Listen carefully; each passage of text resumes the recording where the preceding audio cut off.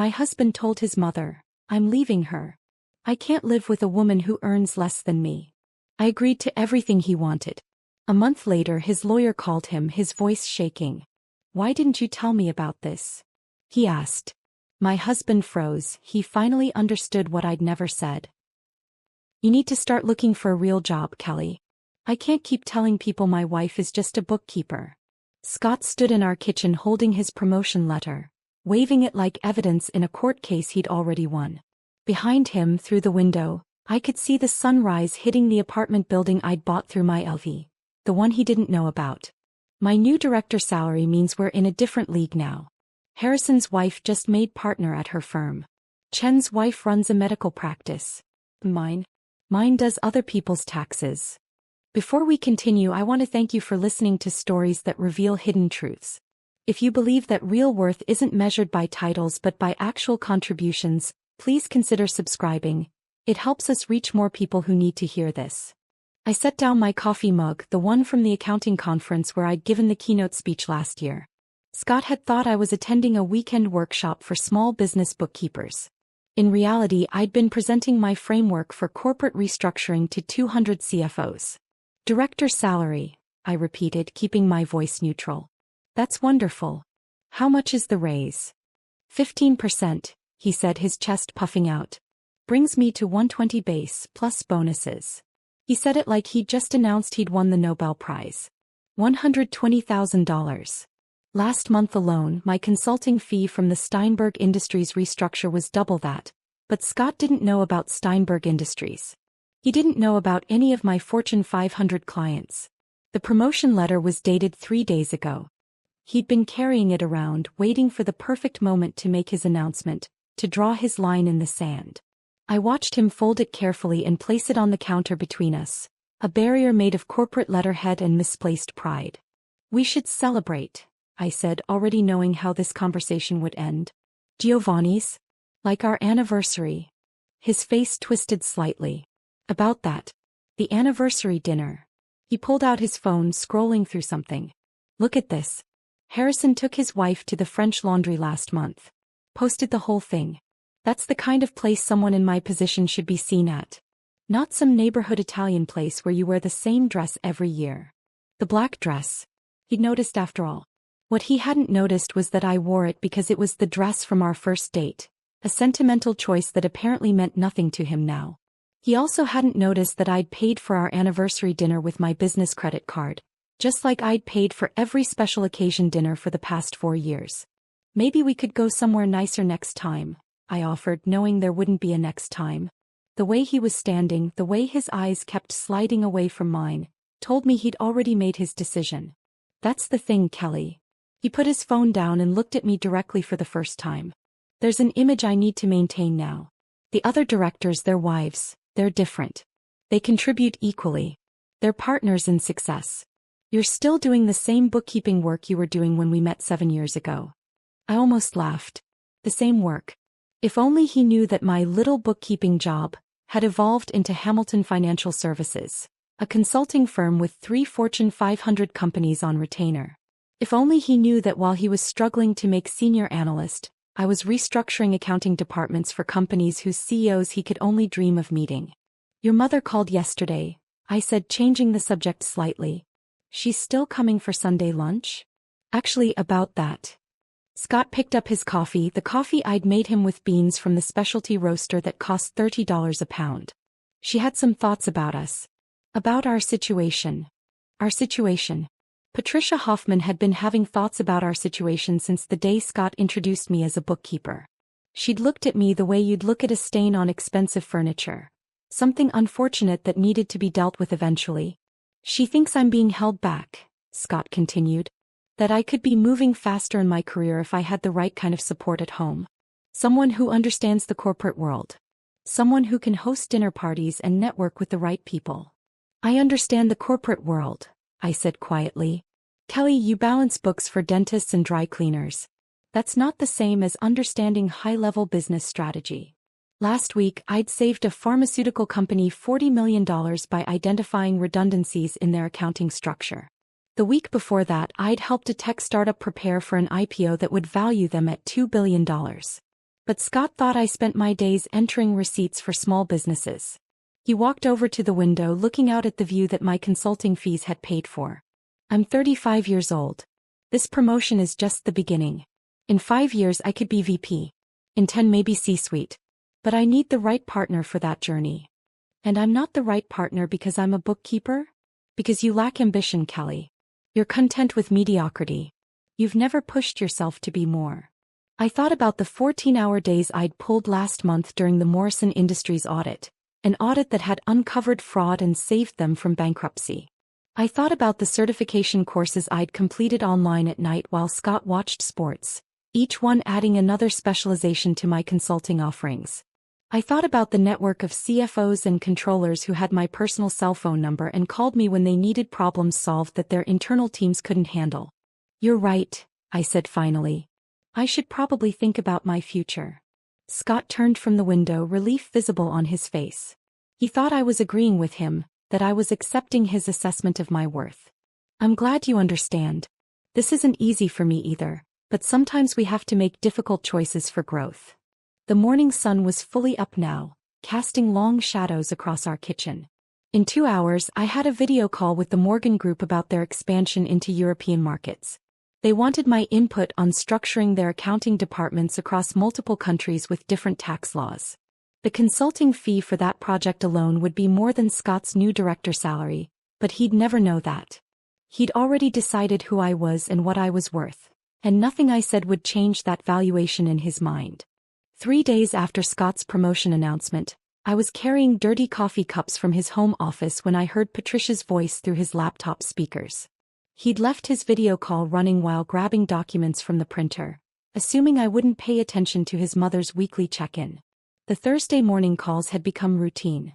Patricia calling from her spotless Connecticut kitchen, Scott updating her on his career victories while I supposedly worked in the other room. Did you tell her yet? Patricia's voice carried that particular tone of anticipation, like someone waiting for gossip at her country club. I stopped in the doorway, holding the cups Scott had left scattered across his desk from late-night work sessions. Through the laptop screen, I could see Patricia leaning forward, her pearl necklace catching the light from her kitchen's bay window. Scott returned to his desk, settling into his ergonomic chair, the one I'd bought him for his birthday when he complained about back pain. I brought up the career incompatibility issue. Laid the groundwork. Groundwork. Patricia's laugh was sharp. Scott, darling, you're a director now. You can't keep dragging dead weight.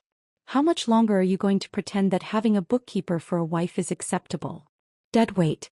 The phrase hung in the air while I stood frozen, gripping Scott's World's Best Husband mug. The one I'd given him our 3rd anniversary when I still believed the words. I know, Mom. I'm handling it. Scott ran his fingers through his hair, a gesture I recognized from 7 years of watching him struggle with difficult decisions. Harrison Blackwood comes highly recommended. Met with him last week. The lawyer from the billboards? Good choice. Aggressive representation for high earners, right? Exactly. He says with the income disparity, I'm in a strong position. Kelly makes maybe $40,000 a year doing those little bookkeeping jobs. My new salary puts me at 3 times that. The documentation is clear. I watched my knuckles turn white around the ceramic handle. 40,000. That's what he thought Hamilton Financial Services brought in. Last month alone, I'd billed 90,000 to the Morrison Group for restructuring their European operations. You deserve someone equal to your success, Patricia continued. When I think about Harrison's wife, she just made partner at Crawford & Associates. Or that lovely Dr. Kim that Marcus married. These are women who contribute equally, who understand ambition. That's exactly my point, Scott agreed, his voice taking on that performative quality he used in office presentations. I can't show up to corporate events with someone who doesn't understand basic business strategy. Last week's dinner with the executives? Kelly spent 20 minutes talking to the CFO's wife about recipe organization. Recipe organization, Mom. I remembered that conversation differently. Margaret Chin, the CFO's wife, had been discussing her daughter's startup, a meal planning app that needed back-end financial structuring. I'd given her my card, the one for Hamilton Financial Services. She'd called yesterday to set up a consultation. When are you filing? Patricia's question was matter-of-fact, like asking about dinner plans. Soon. I need to organize the assets first. Document everything clearly. The apartment, the investment accounts, the savings. I've been the primary contributor to all of it. Well, of course you have. What has she contributed? Basic bookkeeping while you built a real career. The irony is she thinks she's helping by managing our finances, Scott laughed. She has no idea I've been tracking everything separately. Building my case. I backed away from the door silently, still carrying the cups, my mind processing what I'd just heard like analyzing a balance sheet for irregularities. They'd been planning this. While I was working 16-hour days to finish the Steinberg audit, Scott and his mother had been strategizing my disposal. Later that afternoon while Scott was at his office, the one where he was supposedly a director, I found myself searching for something in our bedroom closet. His gym bag had been shoved behind winter coats, which was odd since he claimed to work out every Tuesday and Thursday. Underneath it, wrapped in a plastic folder from Office Max, were printed pages from law firm websites. Blackwood and Associates featured prominently, with certain phrases highlighted in yellow. Protecting high earners, maximizing asset retention, strategic documentation of financial disparity. Behind the printouts was a handwritten list in Scott's neat printing. 2 columns, his and hers. Under his column, the apartment listed at $800,000. The investment portfolio at $200,000. The BMW. The savings account. Under my column, 2008 Honda Civic valued at $4,000. Personal checking account, estimated at $2,000. Bookkeeping equipment. My laptop. $500. He'd been inventorying our life like a business liquidation, except his calculations were based on a fundamental misunderstanding. The apartment wasn't ours. It belonged to Hamilton Financial Services, the LLC I'd established 2 years before our wedding. The investment portfolio was managed under my financial advisory license. Even the BMW was leased through my company as a business vehicle. Scott's name appeared on things as an authorized user, a courtesy I'd extended that he'd mistaken for ownership. I photographed every page with my phone, then returned everything exactly as I'd found it. The gym bag went back behind the coats at the same angle. The folder maintained its slight bend from being pressed against the wall. Scott would never know I'd seen his battle plans. That evening I made dinner while Scott worked late, or said he was working late. Salmon with asparagus, his favorite. He came home at 9, kissed my forehead absently and praised the meal while scrolling through his phone. I watched him eat food I'd prepared in the kitchen I'd renovated with my consulting bonuses, sitting at the table I'd purchased from a client who was liquidating assets, and I felt like an anthropologist observing a species I'd misidentified for years. Good day, I asked, maintaining the routine. Productive, he said. Very productive. Had a meeting about future transitions. Transitions. Even his vocabulary had shifted to corporate speak, sanitizing the personal into the professional. I wondered if Harrison Blackwood had coached him on that too. How to distance yourself linguistically from the spouse you were about to discard. That night, after Scott had fallen asleep, I sat in the living room with my laptop and pulled up the incorporation documents for Hamilton Financial Services. Page after page of legal structure I'd carefully built before saying I do, never imagining I'd need the protection but understanding that good bookkeepers always maintain clean records and clear boundaries. The apartment purchase agreement showing Hamilton Financial Services as the buyer. The investment account documentation, opened under my LLC's EIN number. Even our joint checking account was technically a business account with Scott listed as an authorized signer, not an owner. I'd spent 7 years letting Scott believe he was the primary breadwinner because it seemed to matter so much to his sense of self. Now I understood that silence had been interpreted as confirmation of his superiority. He'd mistaken my discretion for inability, my quiet competence for lack of ambition. The man sleeping in our bed, my bed really, had built an entire narrative around a financial fiction that was about to become very, very real for him. The next morning I woke at 5:15 a.m. and started what would become my new routine, performing the role of devoted wife while documenting the dissolution of my marriage. I cracked eggs for Scott's breakfast, whisking them exactly how he preferred with a splash of cream and white pepper, while my phone recorded from its position against the coffee maker. The video captured his entrance at 7:45, the way he grabbed his coffee without acknowledgement, scrolling through emails on his phone. Big presentation today? I asked, maintaining the conversational rhythm we'd established over 7 years. He responded, not looking up. The cologne hit me then. Something new, expensive with notes of bergamot and cedar. Tom Ford maybe. Definitely not the Calvin Klein I'd bought him for Christmas. You smell nice. New cologne. His eyes flicked up briefly, a tell I recognized from years of watching him navigate minor deceptions. Harrison recommended it. Said professional image includes all the details. Harrison. Already influencing his grooming choices. I made a mental note while flipping his eggs. The October credit card statement would be interesting. Client dinner tonight, Scott announced, standing to leave. Don't wait up. I checked his synchronized calendar on my phone after he left. The one he'd connected to share our schedules. Tuesday, October 15th showed nothing after 3 p.m. No client names, no restaurant reservations, no conference room bookings. But there was a charge on our joint account from yesterday. Chez Laurent, the French restaurant downtown. Table for two. $180. Business lunch, he'd categorize it later. Except his actual company card statements showed he'd been in back-to-back meetings at the office during lunch. The joint account told other stories too.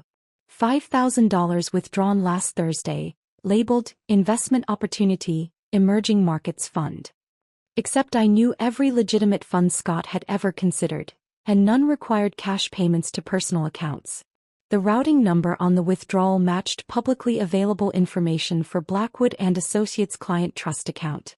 Harrison Blackwood was charging premium rates for dismantling marriages, and Scott was paying him from the account I'd meticulously managed for 7 years.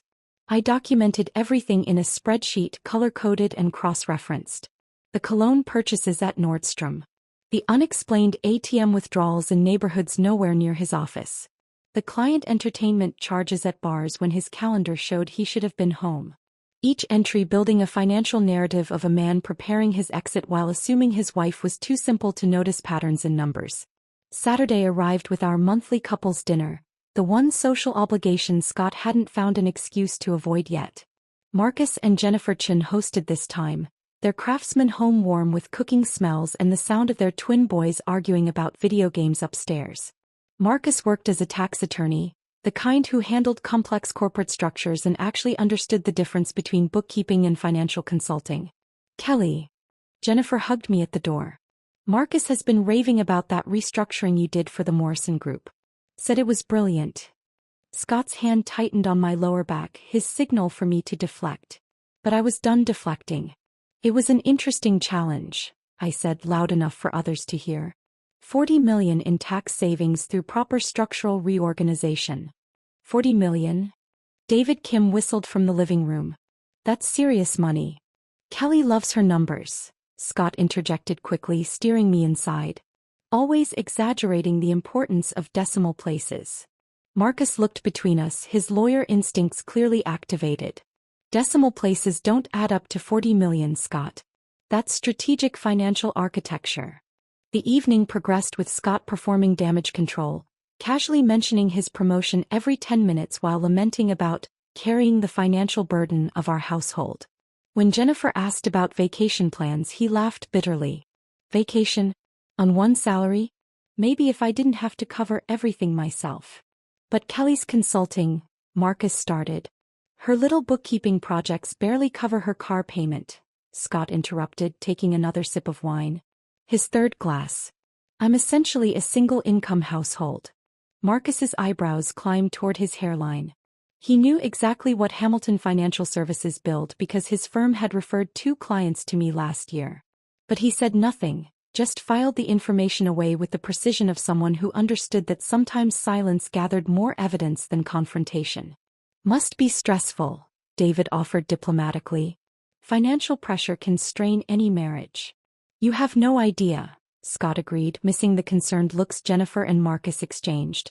That night, after Scott had fallen asleep, wine always knocked him out by 10 p.m., I sat in our bathroom with my phone and called Sarah in California. My sister answered on the second ring despite the time difference. Kelly? It's nearly midnight there. What's wrong? I need legal advice. Oh honey, what did Scott do? The question made me laugh, bitter and short. It's more about what he's planning to do. And what I've already done. I explained everything. The overheard conversation with Patricia, the lawyer fees, the asset documentation based on false assumptions. Then I told her about Hamilton Financial Services, about the LLC structure, about ownership documents that preceded our marriage by 2 years. Sarah whistled low. You set up asset protection before marriage? That's actually brilliant. I wasn't planning for divorce.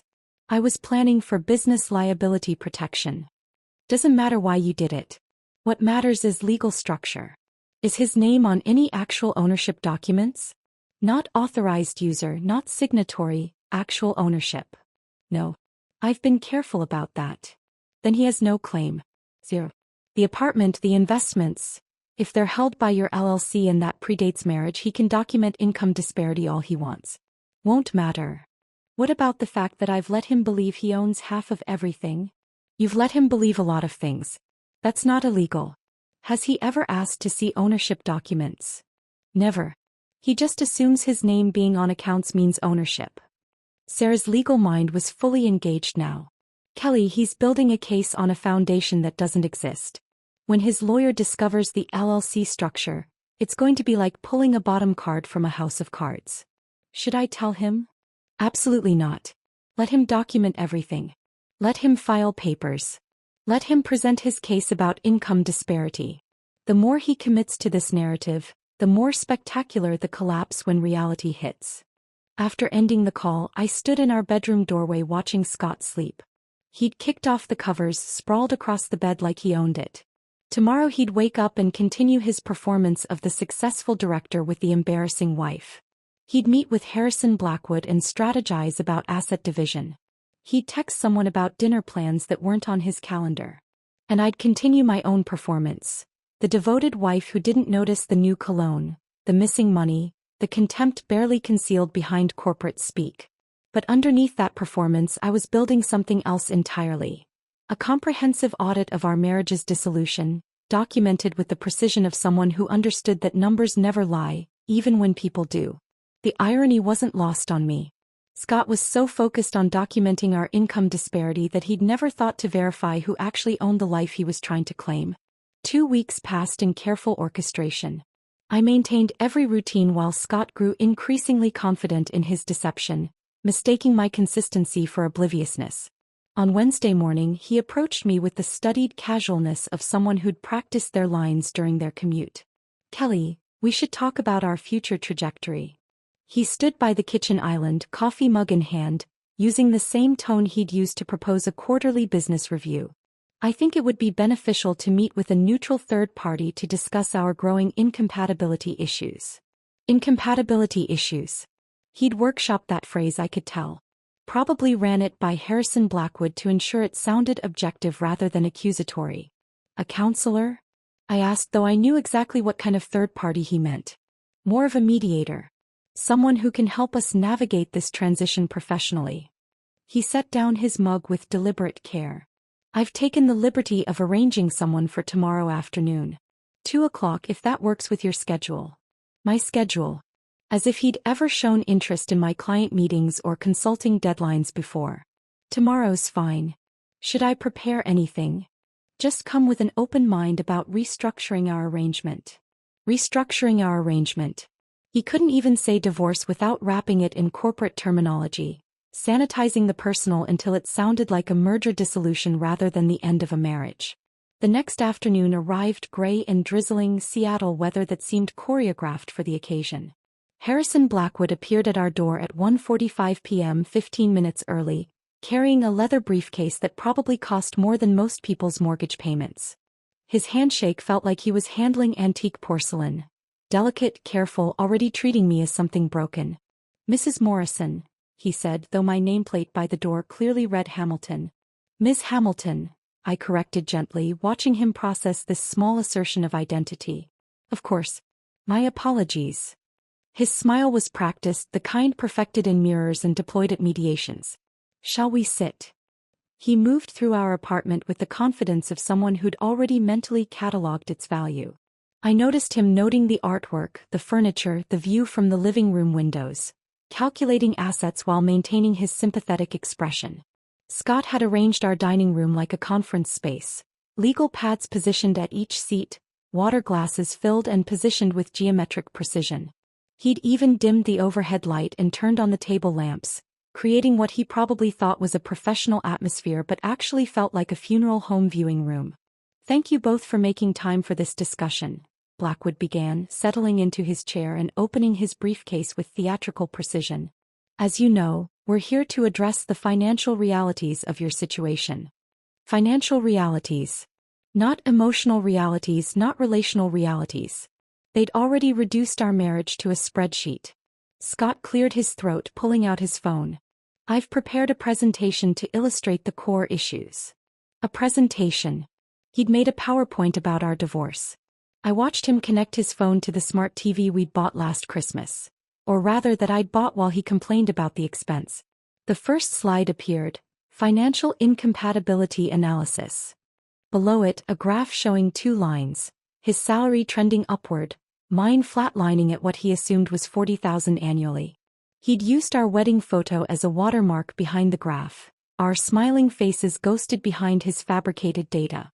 "As you can see," Scott began, his presenter voice activated, "the earnings gap has become unsustainable. My career trajectory requires a partner who can contribute equally to our lifestyle objectives."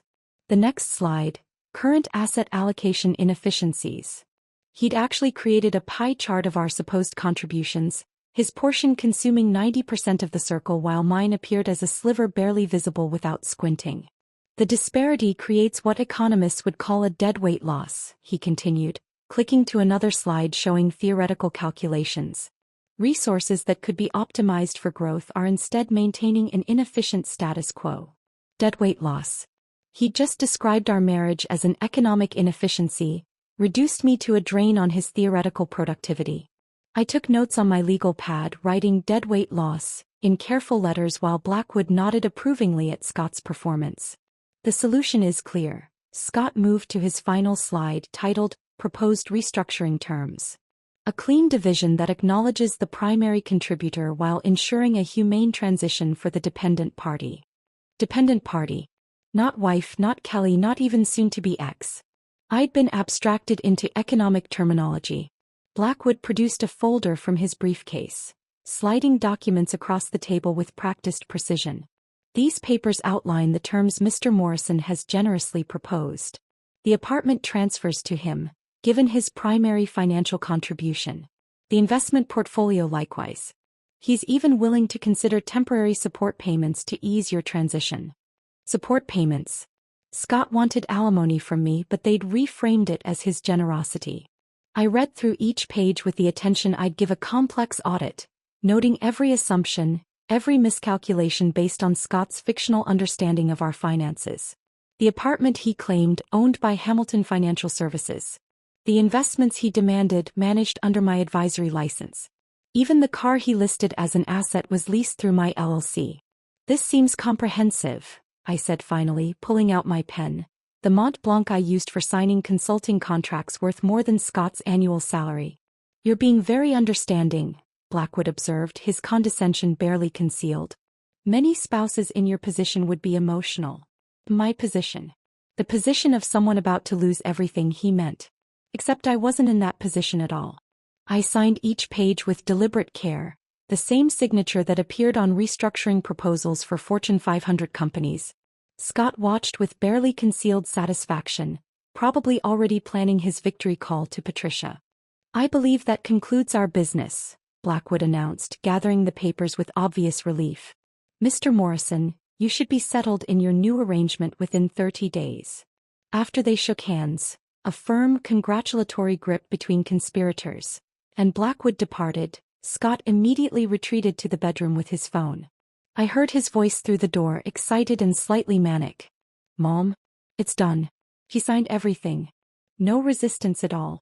Exactly like you predicted, completely passive. We can start planning the renovations next week." "Yes, the entire apartment will need updating. Her basic taste is everywhere. The kitchen especially, so dated." Patricia's laughter carried through the door, sharp and delighted. They were already erasing me from the space, planning to paint over my presence like I was an unfortunate color choice.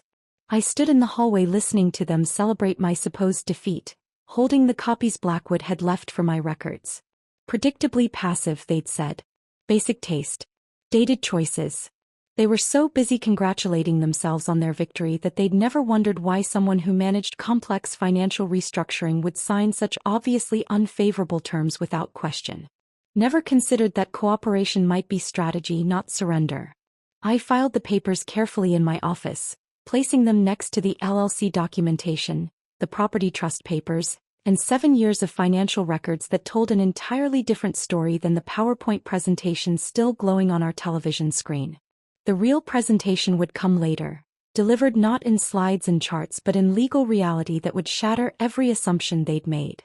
For now, I returned to the kitchen and began preparing dinner, maintaining the routine of a defeated wife while Scott and Patricia planned renovations for an apartment that had never belonged to him. The salmon I'd prepared sat untouched on Scott's plate as he scrolled through his phone, occasionally grunting responses to my attempts at conversation. I cleared the dishes quietly, maintaining the routine of a defeated wife, while mentally preparing for coffee with Marcus Chin the next morning. Marcus had texted me privately after the dinner party, suggesting we meet to discuss tax implications of major life changes. We both knew he meant more than taxes. I arrived at the coffee shop on Pine Street 10 minutes early, choosing a corner table away from the morning rush. Marcus walked in precisely at 9, his expression shifting from professional sympathy to curiosity when he saw I wasn't crying or visibly distressed. "Kelly, I'm sorry about what's happening with Scott," he began, settling into his chair with a large Americano. "That dinner last week was uncomfortable to witness. Actually, Marcus, I need professional advice more than sympathy."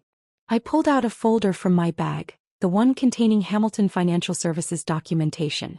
"Before I show you this, I need to know our conversation is protected by attorney-client privilege." His eyebrows rose slightly. "You're hiring me?" I slid a check across the table. $1 retainer. "Now we're official." Marcus accepted the check with a growing smile, then opened the folder. I watched his expression transform as he read through the LLC formation documents, the property trust papers, the investment management structures. His coffee sat forgotten as he flipped through 7 years of meticulous documentation. "Kelly, this is..." He paused, reviewing the apartment ownership papers again. "Hamilton Financial Services owns everything. The apartment, the investment portfolio, even the car lease runs through your company. Established 2 years before I married Scott," I confirmed. "Every major asset is protected under the LLC structure." Marcus leaned back in his chair, a low whistle escaping his lips. "And Scott doesn't know?" "He's never asked. Just assumed that having his name on bank accounts meant ownership. He signs whatever I put in front of him without reading." "This is a golden parachute," Marcus said, still studying the documents. "No, it's better than that. This is a fortress disguised as a starter home. When Blackwood discovers this structure, he's going to have a meltdown. Does Scott really think he owns the apartment? He's already planning renovations with his mother." Marcus actually laughed, then caught himself. "Sorry, that's not professional. But Kelly, you realize he has absolutely no claim to any of this?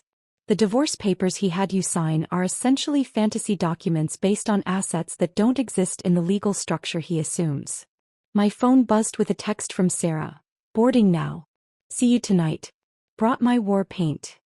My sister's way of saying she'd packed her legal files and was ready for battle. I showed Marcus the text.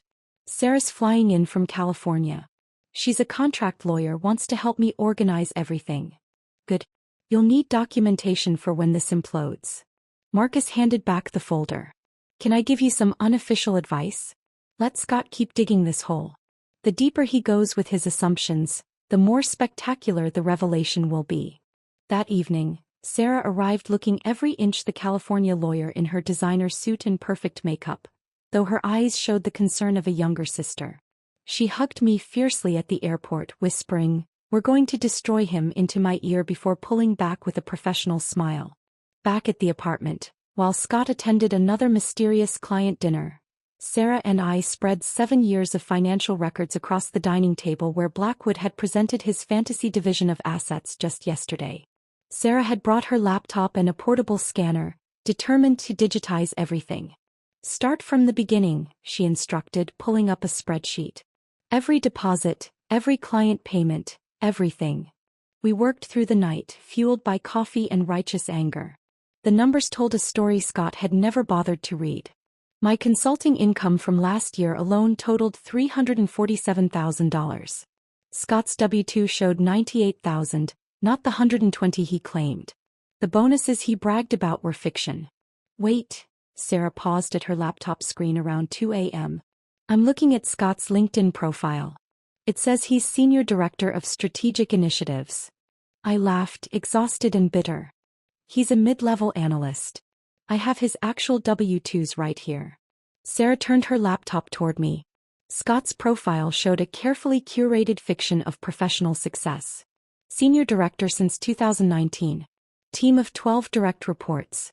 Key player in multimillion-dollar acquisitions. Even his education was inflated, listing executive programs he'd attended as degrees he'd earned. This is fraud, Sarah said flatly.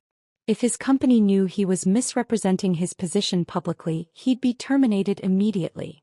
He believes it, I said, studying his profile photo, that confident smile aimed at a future that didn't exist. He's told the lie so often it's become his truth. Sarah made notes in her legal pad. This explains his desperation to leave you. You're the only witness to his actual reality.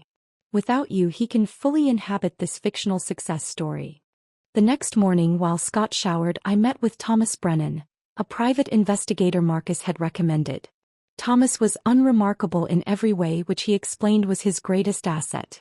We met at a diner near the waterfront, away from anywhere Scott might appear. I don't need surveillance, I explained. Just employment verification.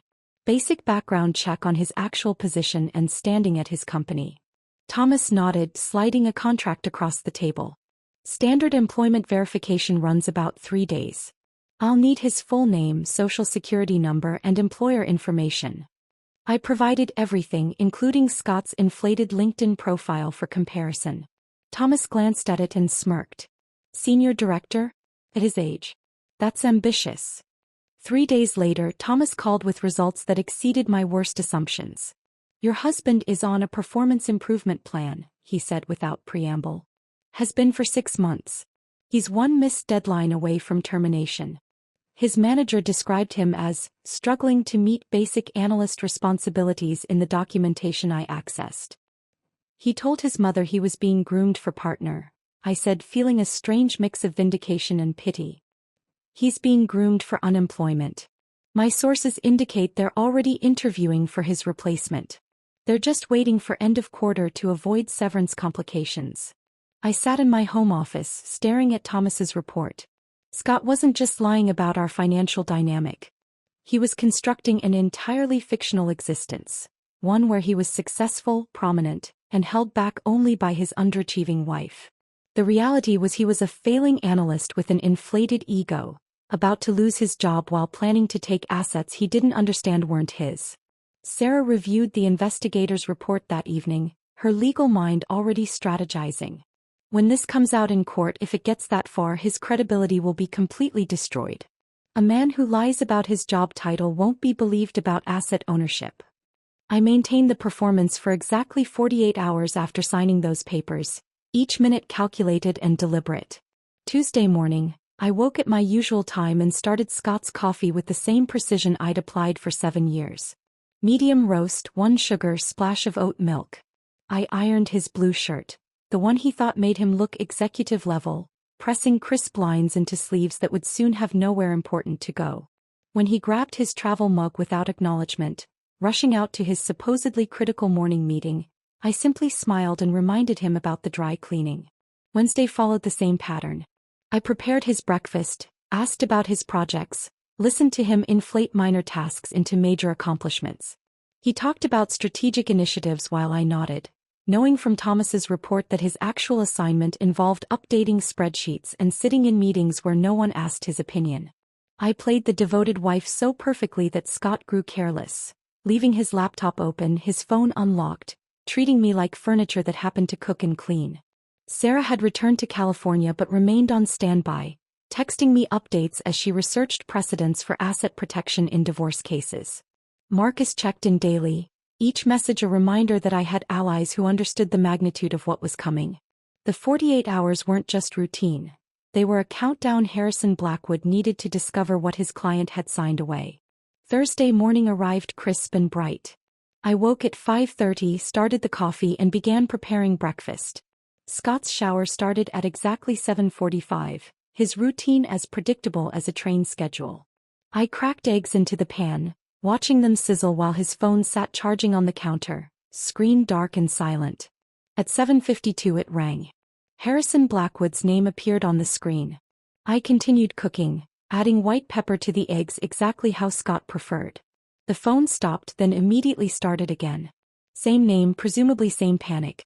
By the third call at 7:54, I could imagine Blackwood pacing his office, his assistant watching nervously as the composed lawyer came undone. The fourth call came at 7:56. This time I heard Scott's muffled voice from the bathroom, annoyed at the interruption. The water was still running, but he must have reached for his waterproof phone holder, the one I'd bought him last Christmas so he could take calls during his important morning routine. Even through the closed door and running water, I heard the exact moment Blackwood's words registered. The water shut off abruptly. Scott's voice, which had started with irritated confidence, climbed in pitch. "What do you mean, Hamilton Financial Services?" I added salt to the eggs, stirring them gently to achieve the creamy consistency Scott demanded. Through the door, Blackwood's voice carried with unexpected clarity, his professional composure cracking like ice under pressure. "The apartment isn't in your name, Scott. It's owned by an LLC. Hamilton Financial Services. Established in 2017, 2 years before your marriage. Your wife is the sole member. You're not on any ownership documents." "That's impossible." Scott's voice had gone thin, strained. "My name is on everything.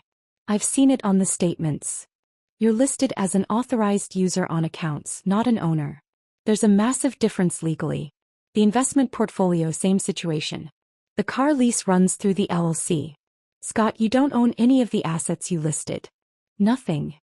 I plated the eggs alongside wheat toast, cut diagonally the way Scott preferred. The coffee was ready, steaming in his favorite mug. Not the world's best husband, one that sat prominently in the dishwasher, visible from every angle of the kitchen. "She tricked me." Scott's voice cracked like an adolescent's. "She knew this whole time?"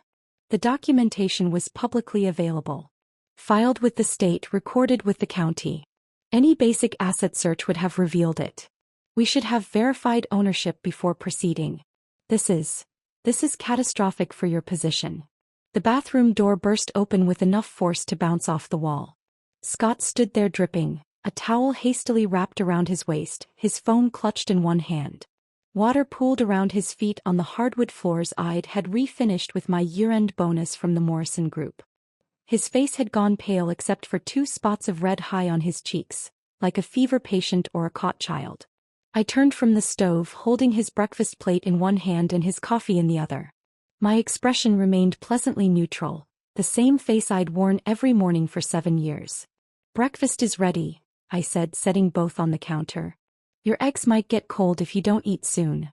He stared at me, mouth opening and closing without sound. Behind him, Blackwood's voice continued from the phone, talking about legal ramifications and documentation failures, but Scott wasn't listening anymore. His eyes moved from my face to the world's best husband mug in the dishwasher, to the breakfast I'd prepared with the same care as every other morning, and I watched the exact moment he understood. "You knew," he whispered.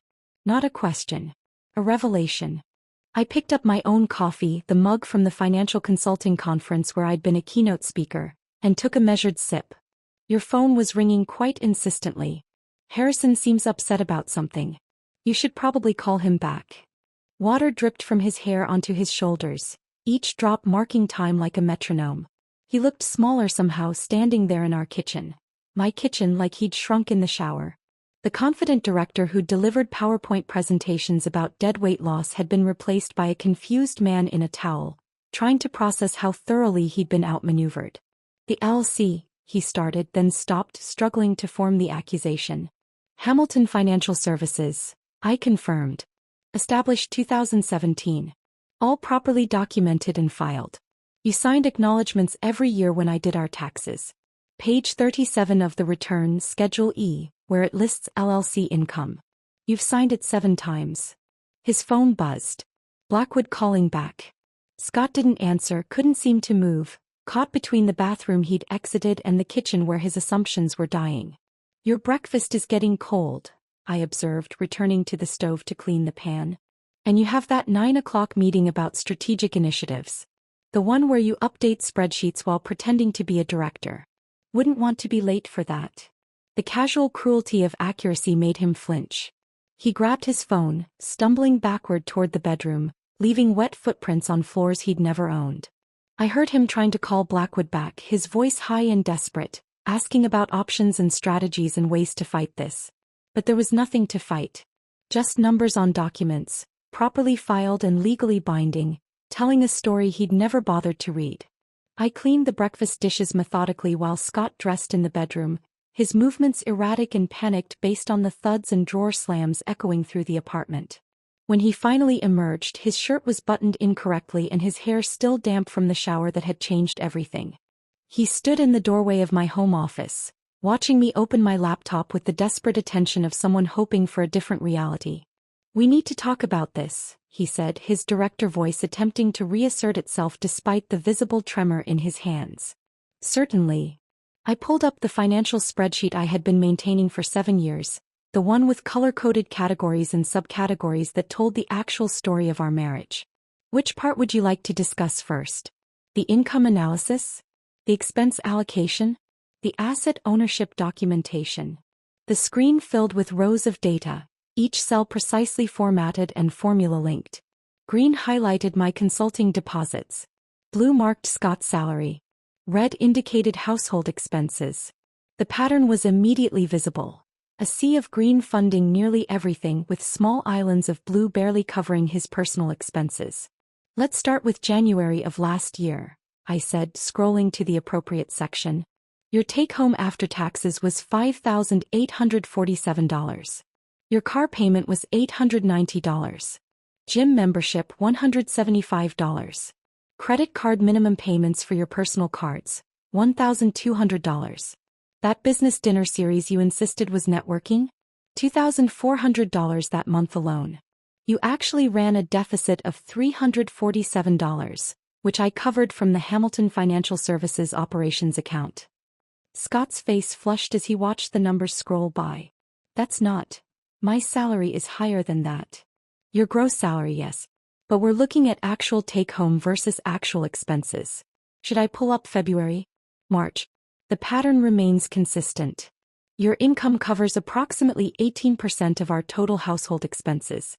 My consulting fees handle the remaining 82%.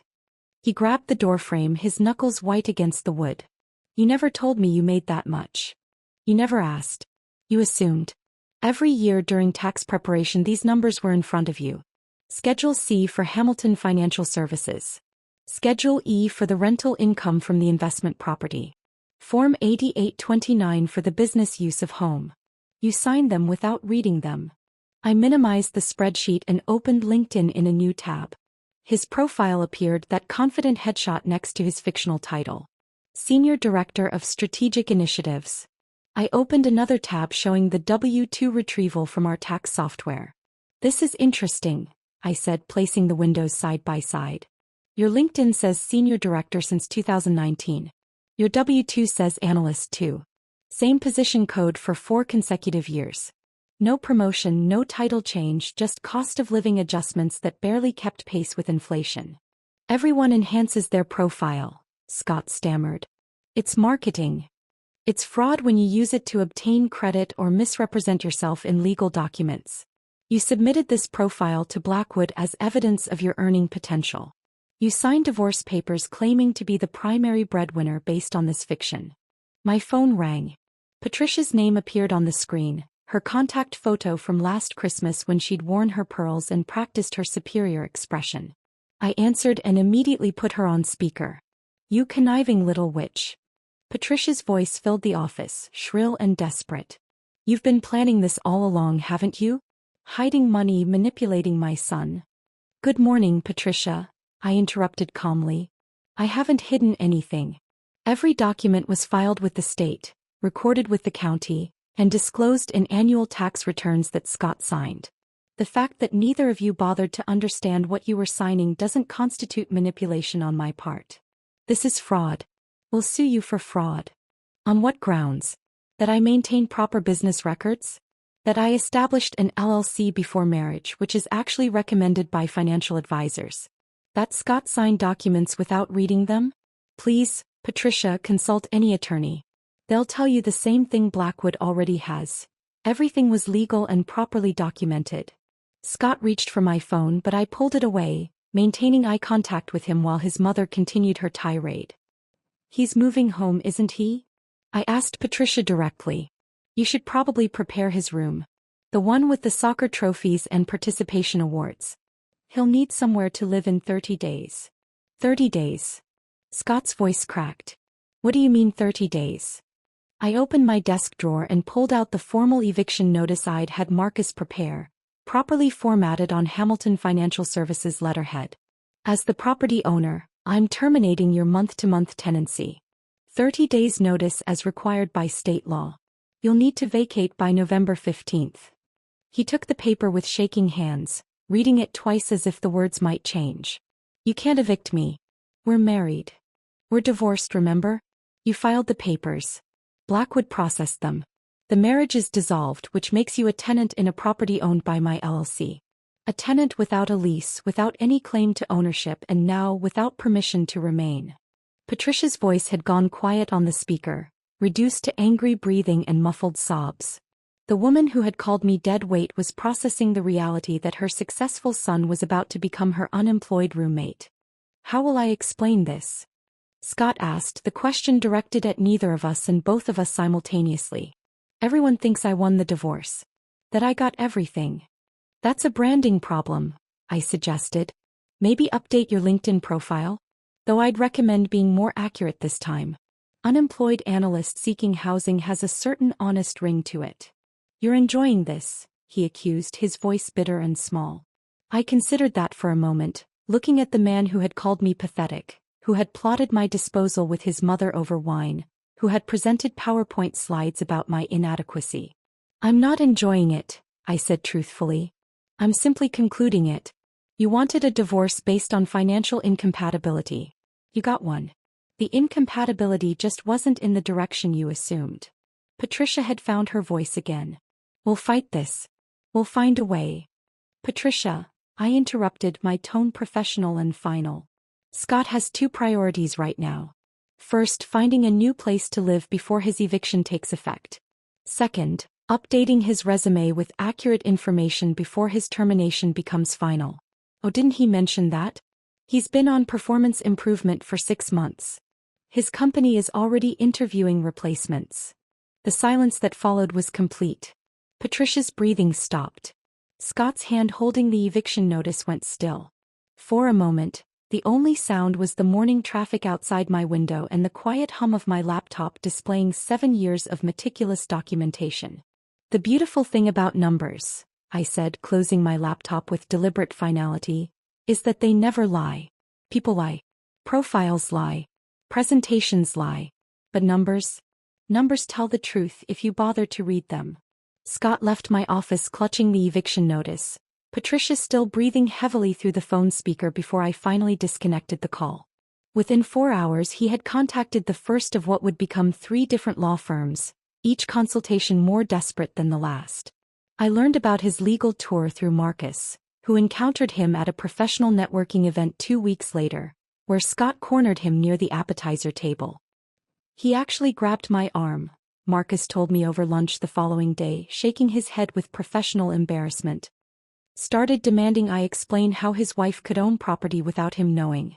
I had to remind him you weren't his wife anymore, per his own filing. Then I told him what every other attorney already had, that signatures on documents constitute legal acknowledgement, whether you read them or not. The second attorney Scott consulted was Amanda Crawford from Crawford and Associates, the same firm where Harrison's wife had just made partner. Amanda later mentioned to me at a financial conference that Scott had arrived with a binder of printed emails and text messages, trying to prove I had deceived him through malicious competence, which she said wasn't actually a legal concept. The third attorney, someone Patricia found through her country club connections, simply refused to take the case after reviewing the documentation. Meanwhile, I began the process of reclaiming my space. The morning after Scott moved his clothes to Patricia's house, a process that involved him making 7 trips with garbage bags while neighbors watched from their windows, I stood in the center of my apartment with paint samples. The walls he had insisted remain professional gray would become warm terracotta in the living room, soft sage in the bedroom, and buttery cream in the kitchen. I hired painters who completed the transformation in 3 days, during which I worked from a coffee shop and felt my shoulders gradually drop from their permanent position near my ears. Scott's former office, where he had conducted his video calls with Patricia and plotted my financial disposal, became a yoga studio. I removed his massive desk, the filing cabinets full of fictional achievements, and the vision board where he had pinned pictures of cars he couldn't afford and houses he would never own. In their place, I installed bamboo flooring, a wall of mirrors, and a sound system for guided meditations. The first time I did morning yoga in that space, sunlight streaming through windows he had kept covered with heavy blinds, I actually laughed out loud at the transformation. Jennifer Chin called the following week, inviting me to a dinner party. "Just the real friends," she said pointedly. "The ones who knew your value before all this drama surfaced." That Saturday, I arrived at her house with a case of wine I discovered in our storage unit. Bottles Scott had been saving for what he called his freedom celebration, expensive vintages he had researched extensively and purchased with my consulting bonuses. We opened a 2015 Bordeaux that evening, toasting with crystal glasses to accurate documentation, while Marcus regaled the group with legally appropriate details about Scott's attempts to find representation. "The best part," Marcus said, swirling his wine, "is that Patricia has been telling everyone at her bridge club that Scott is staying with her temporarily while his new executive apartment is being renovated. Except Linda Patterson's daughter works in HR at Scott's former company. Former because they finally terminated him last Tuesday." Patricia nearly fainted when Linda asked her how the job search was going. I had established my new morning routine by then. Each day at 5:30 a.m., I sat at my kitchen island with coffee in a new mug Jennifer had given me as a divorce gift, white ceramic with "World's Best Accountant" in gold letters. I would review contracts and proposals while watching the sunrise paint the Seattle skyline in shades of pink and gold, colors that seemed brighter now that no one was there to complain about the early morning light disturbing their sleep. My phone rang during one of these morning sessions. Margaret Chin, the CFO's wife I had met at Scott's last corporate dinner, wanted to discuss her daughter's startup. Word had spread through the executive wives network about what had really happened in my divorce, and suddenly everyone wanted the financial consultant who had been hiding in plain sight at their dinner parties. Within a month, I had signed 3 new Fortune 500 clients, each referred by someone who had previously dismissed me as Scott's bookkeeper wife. The expansion happened naturally. I hired an assistant, Melody, a recent graduate with the kind of hungry intelligence that reminded me of myself 7 years ago. Then came David, a junior consultant who specialized in international tax structures. By month 4, I needed a third employee just to manage scheduling and client communications. Hamilton Financial Services moved from my home office to a suite on the 40th floor of the Rainier Tower, with views of the Sound and Mount Rainier on clear days. 6 months after that morning when Blackwood's panicked call had shattered Scott's shower, Marcus mentioned casually that he had run into Scott at a Starbucks near Patricia's neighborhood. Scott was wearing a polo shirt with a corporate logo, the uniform of his new job at a car rental company where he worked as an assistant manager. He had tried to inflate it, naturally, telling Marcus he was exploring opportunities in the transportation sector, but the name tag reading "Scott here to serve you" had undermined his spin. "He actually said the divorce was due to financial incompatibility," Marcus reported, barely containing his amusement. "Which is technically accurate, just not in the direction he implies. He also mentioned that living with his mother was temporary while he restructured his portfolio, though I'm not sure what portfolio he could be referring to at this point." I smiled at that, sitting in my new office where afternoon light streamed through floor-to-ceiling windows. The truth was, Scott had been right about one thing: we were financially incompatible. He had believed that earnings determined worth, that visible success mattered more than actual achievement, that a person's value could be measured in titles and salaries. I had believed in documentation, legal structures, and the quiet accumulation of real assets while he accumulated fictional accomplishments. The silence I had maintained throughout our marriage had indeed been strategy, but not the kind Scott had imagined. It wasn't submission or ignorance or inability. It was the patience of someone who knew that truth, properly documented, would eventually speak louder than any performance, any presentation, any carefully crafted narrative built on assumptions and ego. My financial statements now showed what they had always shown, just no longer hidden behind someone else's need to feel superior. Hamilton Financial Services was thriving, my success no longer minimized or dismissed. Every morning I drank coffee from my world's best accountant mug and thought about how Scott had wanted to leave me because I earned less than him. The beautiful irony was that he had never actually been married to someone who earned less than him. He had just been married to someone who understood that the best power is the kind that doesn't need to announce itself until the moment it matters most. If this story of calculated revenge had you gripping your screen, hit that like button right now.